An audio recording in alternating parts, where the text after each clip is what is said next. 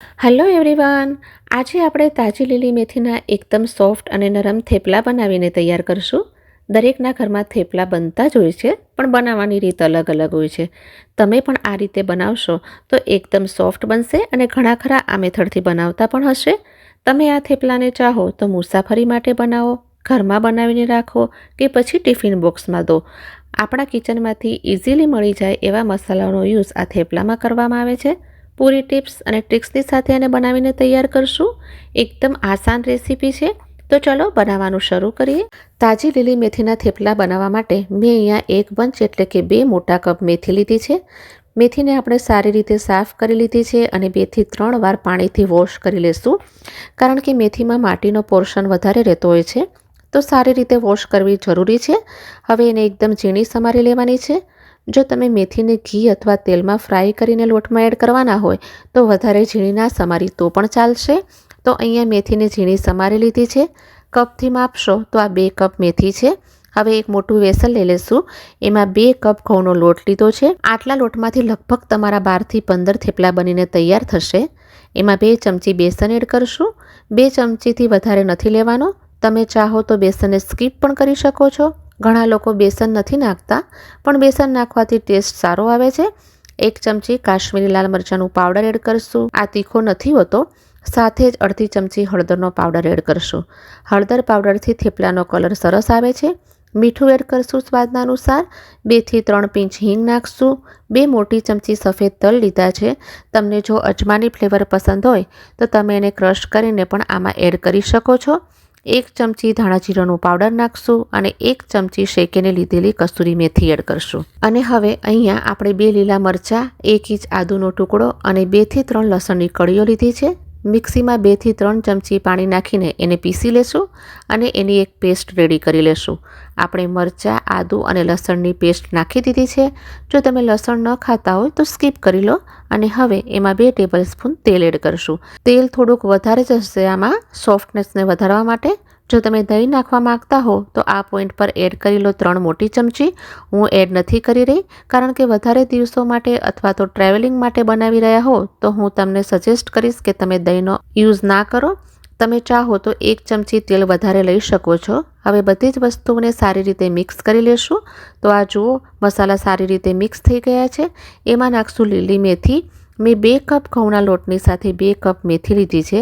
બંનેનું measurement same રાખશું તો થેપલા એકદમ ફ્લેવરફુલ અને સોફ્ટ જ બનશે. સાથે ઝીણી સમારેલી કોથમીરની ભાજી પણ એડ કરી દીધી છે. અને હવે બધી વસ્તુઓને આપણે સરસ રીતે મિક્સ કરશું, કારણ કે આપણે જે મેથી નાખી છે એમાં પણ મોઇશ્ચર હોય છે. તો જુઓ, પ્રેસ કરતાં જઈને મિક્સ કરી લેવાનું છે. બધી જ ચીજો સરસ રીતે મિક્સ કરી લીધી છે. તો હવે હલકા ગરમ પાણીથી લોટ બાંધી લેવાનો છે. આમાં પાણી બહુ જ ઓછું યુઝ થવાનું છે, એટલે એકદમ થોડું થોડું પાણી નાખીને સોફ્ટ લોટ બાંધીશું. જેમ આપણે રોટલી બનાવીએ છીએ ડેલીમાં, સેમ એટલો જ સોફ્ટ લોટ બાંધીને તૈયાર કરવાનો છે. સોફ્ટ લોટ બાંધવાથી થેપલા સોફ્ટ જ બને છે. અને આ જુઓ, આપણે લોટ બાંધીને તૈયાર કરી લીધો છે. એકદમ નરમ લોટ બાંધ્યો છે. વેસલમાં બિલકુલ પણ લોટ ચોંટ્યો નથી, મતલબ લોટ આપણો પરફેક્ટ બંધાયો છે. લોટને ઢાંકીને 10 મિનિટ માટે રાખી દેશું. 10 મિનિટમાં જ લોટ સેટ થઈ જશે. એના પછી આપણે એના થેપલા બનાવશું. લોટને રાખ્યો એના 10 મિનિટ થઈ ગઈ છે. એમાં 1 નાની ચમચી તેલ નાખશું અને એને ફરીથી ગૂંથી લેશું.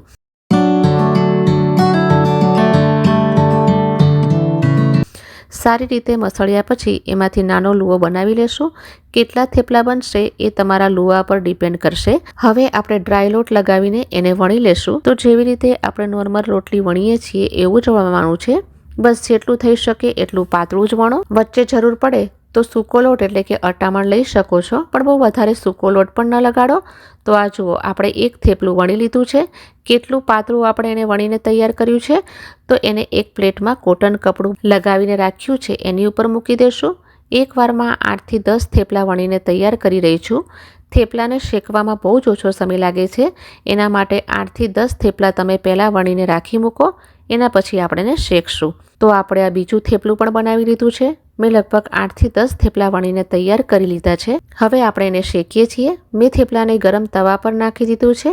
થેપલાને આપણે હાઈ ફ્લેમ પર જ શેકવાના છે. જો તમે એને મીડિયમ કે મીડિયમ લો પર શેકશો તો થેપલા નરમ નહીં બને. બહુ જ જલ્દી શેકાઈ જાય છે. બંને સાઈડ પર તેલ લગાડતા જઈને શેકી લેશું. અને અહીંયા આપણું એક થેપલું શેકાઈને બિલકુલ તૈયાર છે. આવી જ રીતે આપણે બધા થેપલા બનાવી લેશું. તો થેપલા બહુ જલ્દીથી શેકાઈ જાય છે, તો પહેલેથી જ થોડા થેપલા વણીને રેડી રાખો અને એને જલ્દી શેકી પણ લો. તો અહીંયા આપણું બીજું થેપલું પણ શેકાઈને રેડી છે. તો આ રીતે આપણે બધા જ થેપલા શેકીને રેડી કરી લીધા છે. બહુ જ નરમ અને ટેસ્ટી બનીને રેડી થયા છે.